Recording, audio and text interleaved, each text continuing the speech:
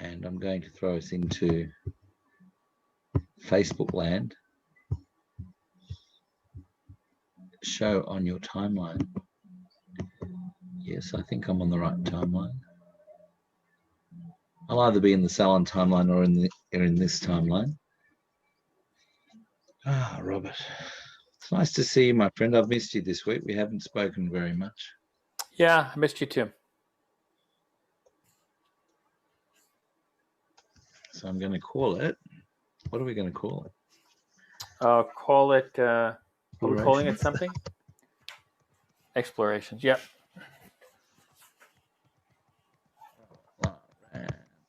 Friedman and Belfer. Episode 9, my friend.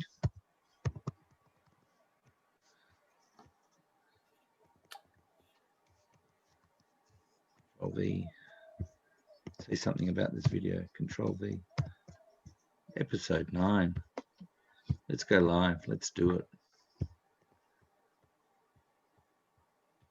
And I think somewhere out there in the big wide world, it says that we're live on Facebook. Good afternoon, Robert. Good evening, Robert. Good morning, Robert. Wherever you are in this big wide world of ours, David Belfer and Robert Lawrence Friedman in explorations from AUS to USA. Down below here on Next Mailboat, it says episode number 9. Wow. That means we've done a lot of these. We have done 9 of them. And that's true. It is a lot of them. It is many. I like our play on letters there, AUS to USA. It's pretty clever how somebody created that for us. I think that was you, wasn't it? Creativity. It was, and I think that's really clever because your name is on top of my name, but the Oz is before the USA, so we're evening it out. We're spreading the love. We're making it. No one is more important as a host than another. That is true. That is true. How are you, David? Robert, I'm exceptionally well. I've had a great week since we've hardly spoken this week, and we were just saying before we went live that I miss you, and you said to me, "I think I miss you." No, you didn't. You said that's nice. Well, no, I said I missed you too. Yeah, we do. Yeah, we have interesting discussions, and our relationship over the last 3 months has expanded, and has grown, and has interwoven, and done all sorts of weird and wonderful things. And I'm grateful for that. Yeah, I am too. We never know where this is going to take us. But we were just talking about insensitivity and how we can, sometimes without realizing it, offend someone, or someone may offend us. And we were looking at various things that were going on in our lives where that happened, where that was triggered. And so I think it's a really good discussion because I think that this world, I think individuals need to learn to understand, and me as well, learn to understand the effect that we have on others, and whether we and our ability to communicate, which you did and which I did internally, when you are feeling something, when a person is feeling hurt, when a person is feeling offended. Sometimes I think people have a difficult time doing that because they have an issue with conflict and the concern of, well, if I speak to someone about something that's bothering me, will that offend the person? Will that cause us to have a conflict? Will that erupt into some issue or challenge? And so they'll stuff it. And that doesn't serve people. And so, at least my belief is, it doesn't serve them. And so it's, again, I think it's really, really interesting as a touching off point. What does it mean when somebody says something to you that offends you, and what is the opportunity there? Because Yeah, I think there's a great opportunity in that. there is a great opportunity in that. I can hear my dog panting at the side. Can you hear him? He's outside. I'm in Bridget's studio at the moment doing this call, and I can hear him panting, thinking, "Are you going to let me in? Are you not going to let me in?" If he comes in, What he if, why will. don't you why don't you let him in? It sounds like that's on your mind. It is on And my and mind. and if you don't share with me, I mean, if you don't share, I mean, it could create a conflict for you if you don't let him No, in because you'll be I, thinking I, about it. I don't get offended by that, because if I let him in, he'll then say in 2 minutes, "Let me out." So, so he can pant outside. So back to your question, Robert. What is it about the things that trigger, and how it keeps on moving from there? This is sort of following on from a couple of weeks ago, our call we had a couple of weeks ago, when I was confused, incensed, frustrated, all of those other sorts of wonderful emotions that came up from something that triggered me. And the realization was, after walking around with this for a couple of weeks, and it activated something inside of me. There was an incense that caused me, I'm not going to say grief, but frustration. And it was on my mind, and it was something that was continuing to be not triggered, but because it was already triggered, but it was something that I had to do something about it. Now, I don't often get triggered by what people say. I get triggered by people's behavior sometimes.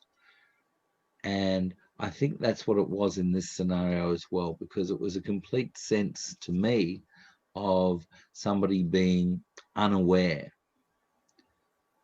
and then coming into awareness, stating it, and then going deeper again and just keeping on digging the hole, as I said.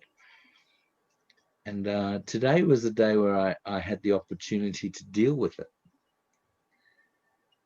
And I did. Now, you mentioned that it takes courage for some people in our previous discussion to be able to go and call somebody's behavior or call somebody's actions out and be a reflector to them so they can see what they've done. And if somebody is unaware of it, can you hold them accountable to it? That's a question that's coming up to me now, further from our brief discussion as well, which was, why would something trigger you and not trigger somebody else? So it comes back to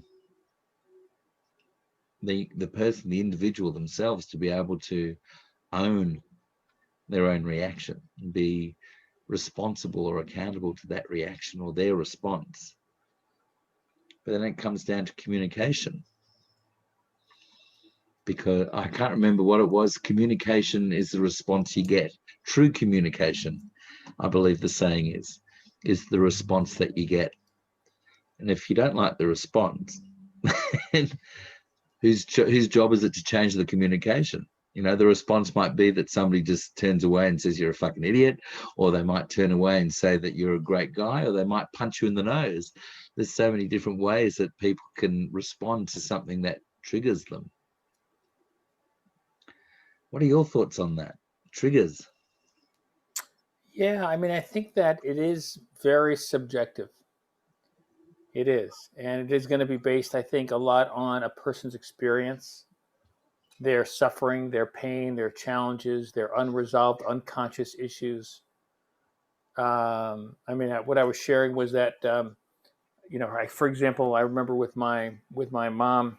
I mean, at various points, she would say things like, "Don't be stupid," or that kind of stuff, and that word "stupid" kind of got into my consciousness, and I found myself when people were saying that, I immediately got my button pushed Mm. until I realized that that was from my past, and so I had to kind of reflect on.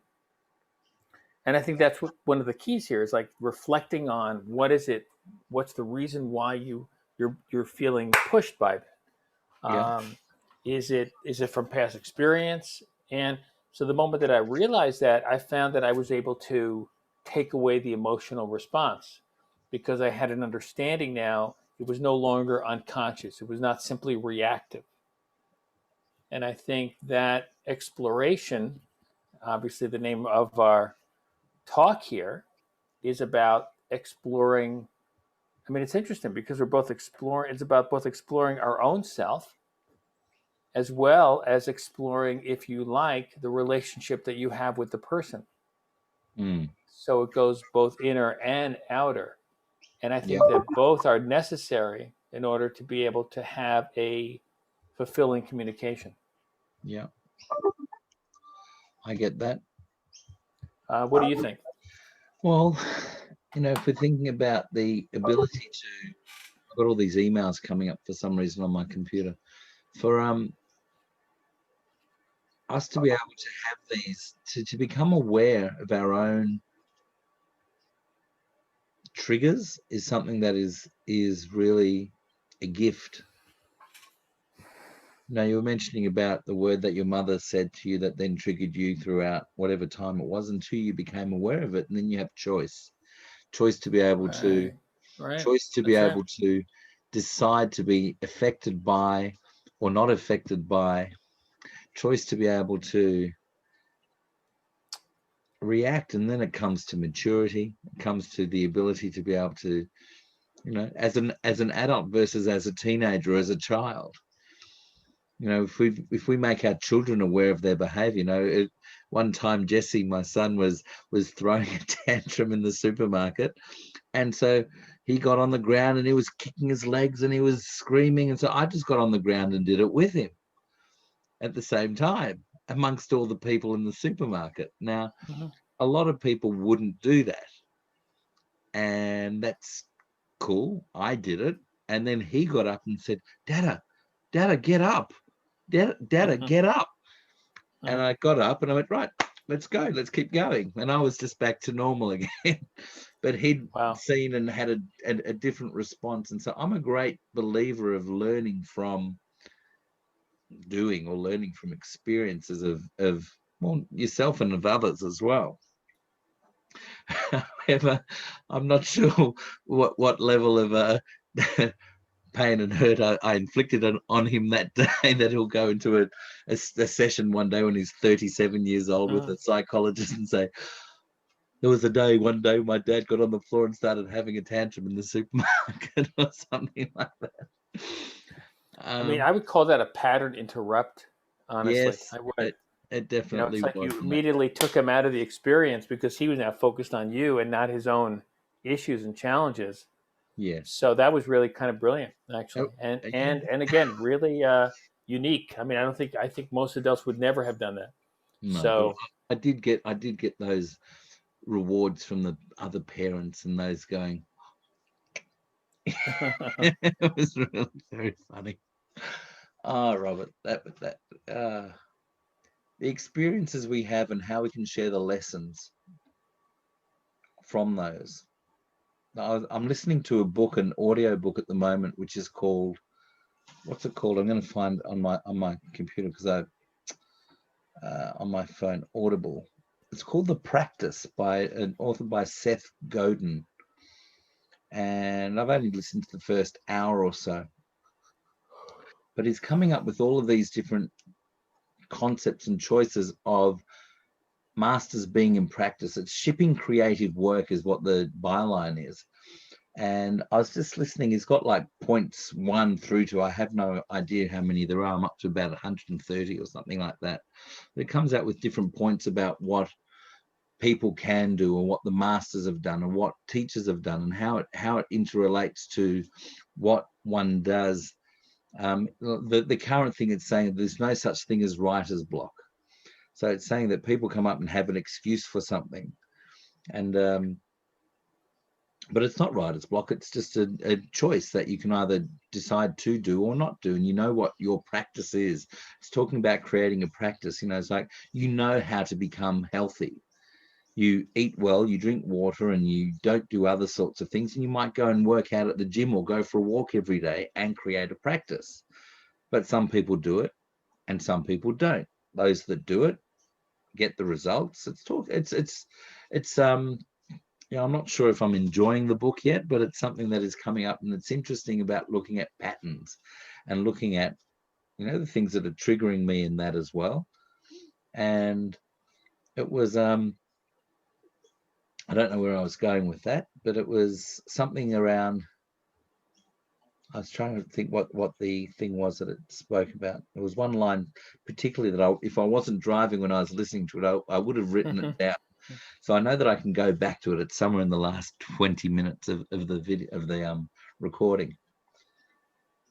But it was something around that, about taking the choice, and what you need to do. It's just a matter of putting it to practice.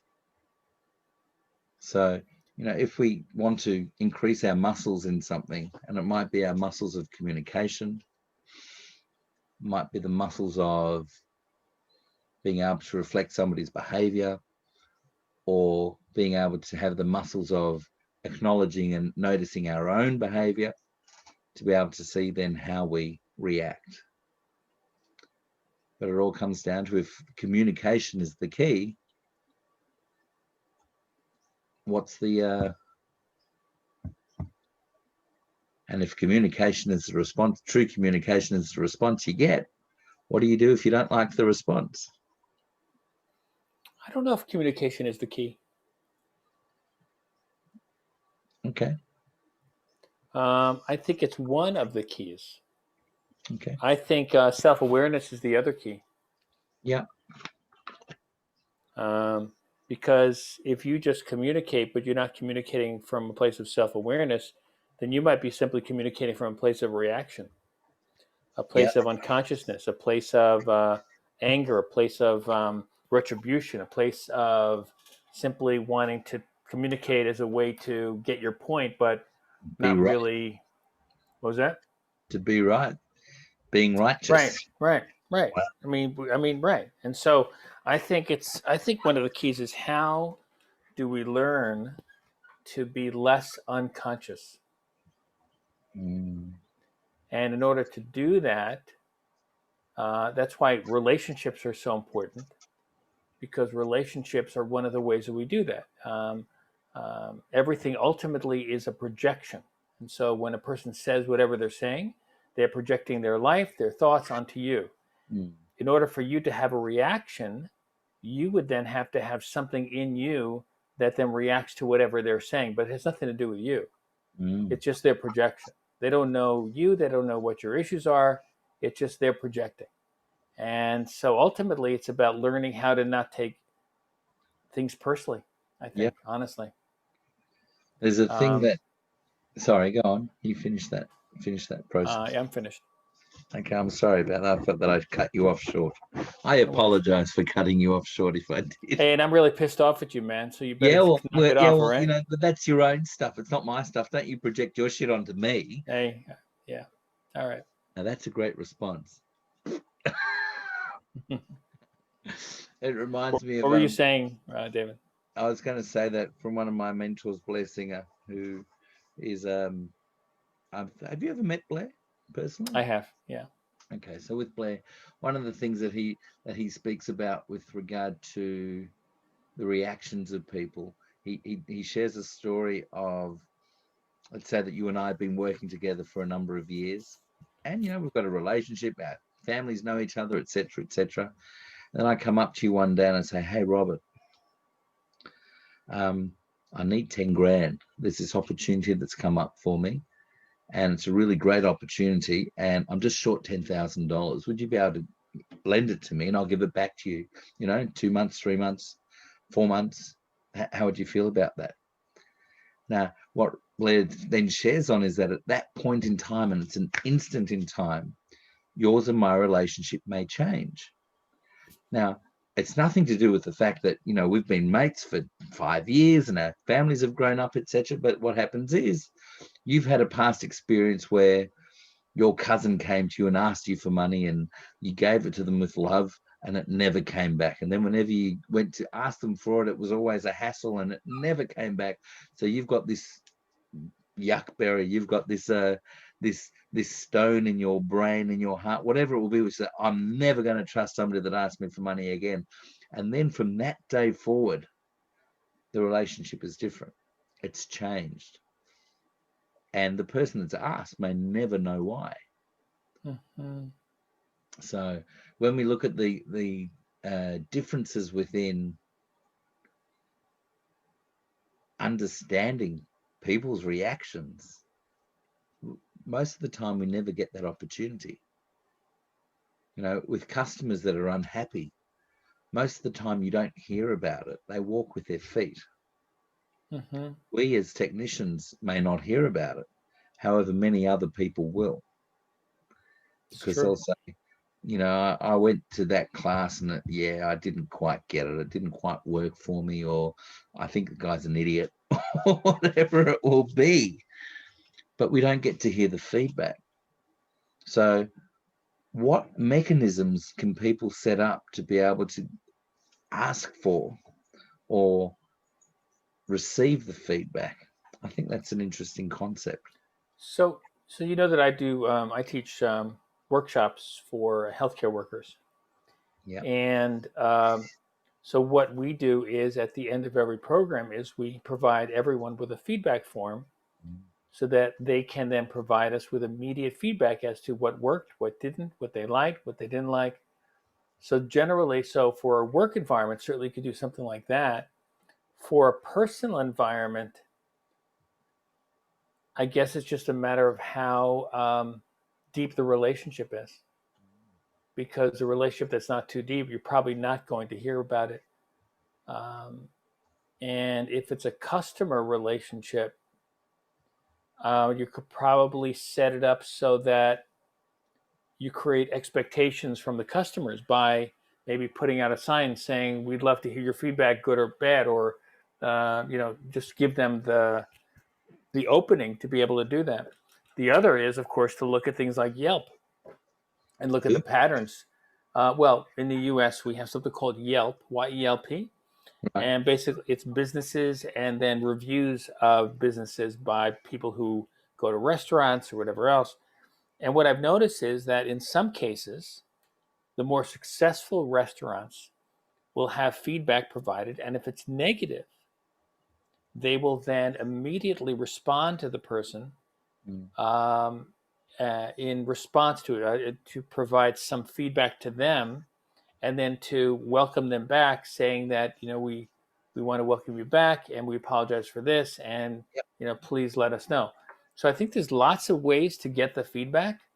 It just I think in the personal, it's a little more challenging when you don't have a good relationship with the person. So that's where most broiguses, you know, a broiger. Have you heard of that Yiddish word for broigus? Now, what does that mean? Most challenges or um, most situations, negative situations. So broigus is when you've got uh, we'll call it that, a challenging situation occur in individual circumstances. It's true. And It's true. when one has that, most people don't like confrontation. Right. Right. That is true. And so if somebody wants to ask for feedback straight away, most people say, no, it's all cool. It's all good. Yeah. Or don't worry about it. And never have that opportunity to clear the air or something like that. So it's that's something to that I'm going to reflect on. You know, I because mean, I'm on a giving. deeper level, I'm sorry, David. Yeah, go on. I On a think on deeper another level. another level, a deeper level, it's what about folks who have had um, negative relationships with their parents or negative relationships with their siblings and have never shared that with them. And so it kind of remains like Ramdas would call it moldy cheese, like this moldy cheese inside of the person that then influences and affects their relationships, influences and affects how they respond to people because they're holding this, deep inside that's not being shared. And Mm. then what if their parent is about to pass away and it's still there? Um, so it's really interesting this whole concept of kind of holding things inside because of, I don't know, the difficulty of sharing something that's hard to share, the not wanting to create conflict, the wanting to keep peace, because a lot of people just want to keep peace, but if they're not feeling peace, the the whole idea of keeping peace is really a false one, because the keeping peace is just on the outside. There was a research done of individuals who have emotions, have feelings, and just put up a mask. And the research showed that even though the person appears to be completely fine, on the inside, the limbic system that controls the emotions, that is not only roused really, really roused, but in some cases it's aroused even more by them suppressing it, pushing it down. That's where disease comes from too. Right, right, right. You know, people that hold this is. I'm not basing that on anything scientific. I'm not basing, even though I'm sure there is a science behind it. But people that have, held a lot of stuff in, it festers, and it can fester, and it can turn into unease, can turn into disease. And Yeah, so, there is research. The research shows that people who are self-described loners, who don't share their emotions and feelings, have shown to have a 15 times or greater chance of developing some form of cancer. yeah, And that is research based.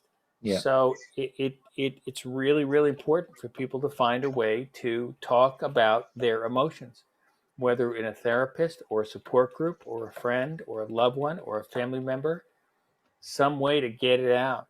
Because if it stays inside, as David said, it can definitely create um, physical, emotional, and mental problems.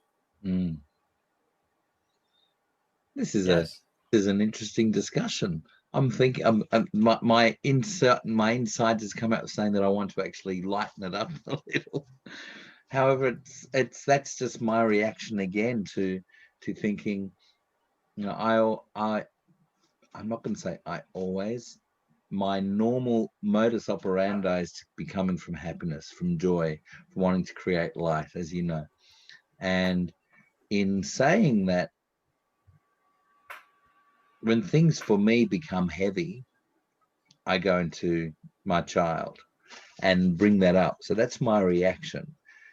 And I don't think that's a bad thing. It's just a thing that keeps me playful and in a sense of wonder, or in a sense of wanting to grow and learn from something. I mean, the question for me becomes sometimes you have to go through the pain to get to the light. And Absolutely. sometimes if you, I mean, I'm not saying this is about you per se, but I think a lot of people um, um, believe that it's important to be happy all the time. And I think it is, but not if it's in denial of something that might be going on. Again, I'm not saying it's about you, David, but not, if there's something there, um, it needs to be looked at and dealt with. It's like the whole shadow piece. If you just, but I mean, yeah, I mean, I get it. I get it. I mean, I think it's really important to be light. Um, and so if you want to lighten the topic, you can, certainly do that. I actually don't want to. I mean, Okay. I'll just say that that's what my common reaction is to do, because I've got no issue about going deep or going dark or being the darkness for somebody as well, because we've experienced that on numerous occasions, you and I, over the years, in sometimes being the reflection for somebody else. It can bring up and then allow them to go through that journey and that path. I think you know what I'm talking about, to then see a light side on the other side. That another mentor of mine, I'm so happy to say that I've been blessed with having teachers, fantastic teachers, is Mac Newton in Phoenix. Hi, Mac, if you're getting to see this, I'm going to share it with you so you do get to see it. Is that he talks about there being a room. And in the room, if you can imagine, this room is so full of everything yuck that you could ever imagine. Everything that's yuck. So if you're scared of spiders, it'll be full of spiders. If you're scared of snakes, it'll be full of the most venomous of horrid snakes. If you're full of anger, it will be filled with anger, etc., etc. However, there's a door that you go in, and on the other side of the room, there's another door, which all you have to do is get to that door and open it up, and you're not in that room anymore. And a lot of people don't, they open up the door and they look and they see the yuck and then they just shut it again. This is another way of giving another analogy of what you were just saying. It's true. Yeah, it's true. However, some people get in, they open the door and then they get stuck in there. And everything caves in on them and it consumes them. And it's just one more step. And it's just one more step and one more step and taking the next step and pushing beyond. It's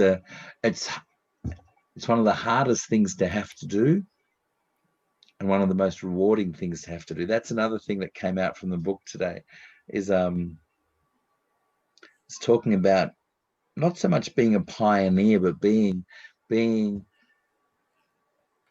willing to go where you don't know what the outcome is. It was talking about outcome-driven scenarios where you're looking for an outcome, where you're looking for a safety net within the outcome. And if you know that there's an outcome there and you know that that's going to be what the result will be, you will go to that level and be comfortable with that level. And then on the flip side, it was saying, what about going beyond? What about going in with burning the boats? Do you know what I mean by saying that? And the old Viking thing, burning the boats and going through and not having the option. You can't turn back. Tell us about burning the boats, David.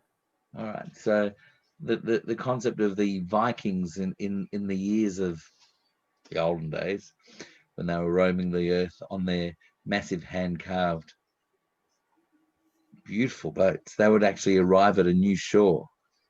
And the concept was if they had a sense of retreat or a sense of being able to go backwards, they may take that opportunity. Whereas if they actually burnt the boats when they arrived at a place, they go and they physically punch holes into the bow so it would sink, or they physically light it up and explodes. They've got no option but to go forward. I see. To conquer new lands or to conquer new experiences. So it's the point of no return, basically. It is like the point of no return. And, that can bite you in the bum. Have you heard that term? We have. Yeah. It can bite you in the bum and you can die. Or it can actually be the opening to a whole new experience and a new concept and a new adventure. I think the Vikings were people that were after adventure as well. You think you could have been a Viking? I think so. Yeah. I think so. Now, their concept of I don't know. Have you ever seen that there's a series, it was on Netflix, I believe, called Vikings. There were 6 or 7 series of it. And very violent. In a different way, but that showed love, and it showed there was so much love in it, and there was family, and there was so much tribalism and so much symbolism and ritual and all of the things that I actually really love in societies, but many of it which is looked down upon, or if you looked at the English folk compared to the Viking folk, that they were considered pagans, they were considered wild, and they may have been. but doing it in the name of Odin, which is their god. And their concept was that they were trying to get to Valhalla, which is their heaven, and fearless. It was really interesting. Watch it a couple of times if you get an opportunity to see it. It's an interesting thing. I'd love to hear your feedback on it. It's not something that I normally watch. No, I don't watch violent things. I don't like it, but there is I don't know, there's the warrior aspect in it, which is Mm-hmm. wonderful, and female and male. It's got the dark side, it's got the light side, it's got the princeliness, the kings, the good kings and the bad kings. There's everything that's in there that's it's a journey. It's an interesting Mm. journey. What do you like to indulge in when it comes to sitting down and watching something for leisure time or for pleasure time? Really depends on my mood, honestly. I mean, I love comedies, love dramas. There's a show on Netflix now called The Untold, I believe it's Untold Story or something like that, with who's in it? Meryl Streep's in it. Really amazing show. Highly recommend it. But yeah, I generally, I mean, what's that? The Sixth Sense. I thought was really fascinating because I love those surprise endings where it just completely seems too uncanny and crazy, but it really. Do you know what I'm talking about? Did you see The Sixth Sense? Yeah, there you go. There you go. There you go. I remember that. Yeah, But yeah, I mean, how about yourself? What do you watch? what do we watch? Not a lot, not a lot. However, throughout the COVID experience, Bridget and I wanted to find something that was very light, something that was um, light, and we found something that was a Spanish production called Velvet, which was looking at, I think I'd spoken about it some time ago, and it was something that was beautiful in the sense of it was looking at a family-run couture fashion business in the 50s and into the 60s, and the fashion that was within was just stunning, was beautiful, and the buildings, the architecture was portrayed was just amazing, full of deco stuff, which I love. It's an era that I truly love. I'm sure I was around then as well. So the Vikings, and then again in the deco period, and then there was also stuff like the 40s, 50s, 60s. And as it was going through the relationships that were forged within the business, it was a love story as well. Not a gun in sight, not one gun the whole time, out of 30 episodes or whatever it was. And I think my Spanish got better in that time as well, because it was they speak very fast. Spaniards speak very fast, so it means you have to read very fast as well, because I don't speak Spanish. But the subtitles were, so I got good at that too. But it was something that was just joyous Hmm. and sad, and all of the different relationships from young to old were there, and it was something that was light, something that was. We don't watch the news. I haven't watched the news for. I can't even tell you when the last time was. I don't listen to the news. I don't. So I'm a little unaware. I might be naive with regard to that, about what's really going on in the world.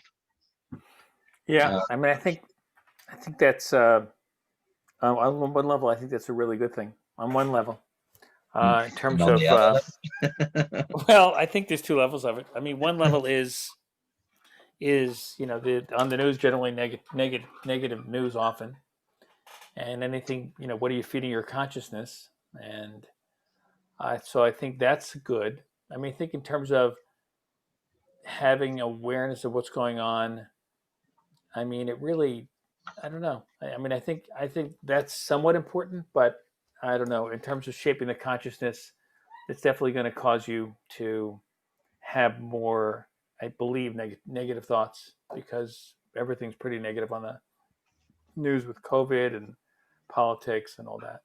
I'm just trying to remember what the there's another part that I listened to when I was walking the dogs this morning out in the park, watching the sun come up. Beautiful part of the day was talking about on the same book in the earlier part of the book was something around being. Oh no, it's gone. Can't remember. I have to read the book again or listen to it. Obviously wasn't taking it on. So, David, I need to tell you that I have a very early morning get up. How early? 6 a.m. Oh my God, that's very early. So I'm going to ask if we can cut our session short. We can. And pick it up next week. All right. We can do that. And I appreciate you giving us the time and talking today, because I think we've covered so much. And I want you to have a good night's sleep. Thank you, David. Thanks, everybody, for checking us out. David, it's always a pleasure connecting with you and exploring with you. One last question. Yeah. How much snow is there in your front yard today? Actually, I'm in an apartment building, and we have the streets are clear, the sidewalks are clear, but there is probably a foot of snow on the grass, and so yeah, it's a little different than your environment. It is. It is. I would like to experience a New York Christmas one time. I'll wait a couple of years till they sort of clear the shit that's in the air. Probably a good idea. My friend, much love, blessings to you. This recording will be there, and if anyone has any responses, if we've triggered anything, good. If we haven't triggered anything, good. But much love, Robert, and we'll see you next week on here. Sounds great. Thanks, David. Be well. Goodbye, everybody. Thank you. Bye.